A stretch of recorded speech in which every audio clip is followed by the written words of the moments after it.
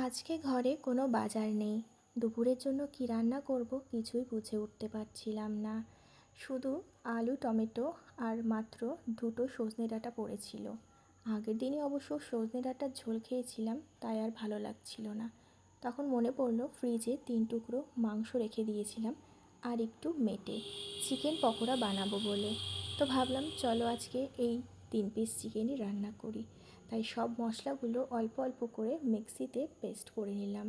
এর আগে অবশ্য কখনো এমন হয়নি এত কম মাংস রান্না করেছি বলে। তোমরা কেউ করেছো কি না আমাকে কমেন্টে জানিও। তো দেখো, তারপরে আমি গরম মশলাগুলো ফোড়ন দিয়ে সব মশলাগুলো একসাথে তেলের মধ্যে ছেড়ে দিলাম, আর ওটা ধুয়ে একটু জলও দিয়ে দিলাম। তারপরে বাকি যে মশলাগুলো সেগুলো দিয়ে দিলাম, লবণ, হলুদ, শুকনো লঙ্কার গুঁড়ো, জিরে গুঁড়ো, ধনে গুঁড়ো। তারপর এটাকে আমি 5 মিনিট মতো এখন কষাবো। দেখো, লালও হয়ে গিয়েছে। তারপর এই 3 পিস মাংস দেখতেই পাচ্ছ, আর এই যে এইটুকু মেটে সেটা আমি দিয়ে দিলাম। আর হ্যাঁ, এর মধ্যে আমি 4 পিস আলুও দিয়েছিলাম, যাতে একটু ভাতটা ওই দিয়ে পুরোটা খাওয়া যায়। বড় বড় করে আলুগুলো কেটেছিলাম। তো এটা চলো হতে থাক, আমি ঢেকে রেখে দিলাম। এটা এখন 5 মিনিট মতো হতে দেব। তারপর দেখো, কষিয়ে এলে এর মধ্যে আমি বেশ কিছুটা জল দিয়ে নিলাম, কেননা এটা দিয়ে আমাকে এখন 1 থাল ভাত খেতে হবে বলে।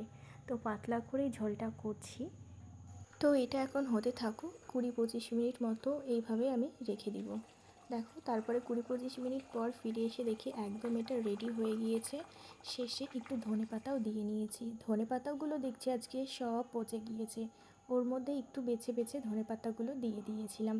গ্যাসটা অফ করে দিলাম। তারপর আমি এখন এটাকে ঢেকে রাখছি, কেননা এখন স্নান করব, তারপরে পুজো দিব, তারপরে ভাত খাবো। দেখো, সব আমার কমপ্লিট হয়ে গেছে। একদম শেষে আমি এটাকে এখন ভাতের জন্য রেডি করছি। 1 পিস মাংস নিয়ে নিলাম, দুটো আলু নিয়ে নিলাম, আর একটু মেটে নিয়ে নিলাম। এই দিয়ে এখন আমি ভাতটা খাবো। তো চলো দেখি এই রান্নাটা কেমন হয়েছে আজকে খেতে। তো ভালো করে আমি আলু দিয়ে একটু ভাতটা মাখিয়ে নিলাম। বড় বড় করে আলু কেটেছিলাম, কিন্তু আলুটা একদম সিদ্ধ হয়েছে।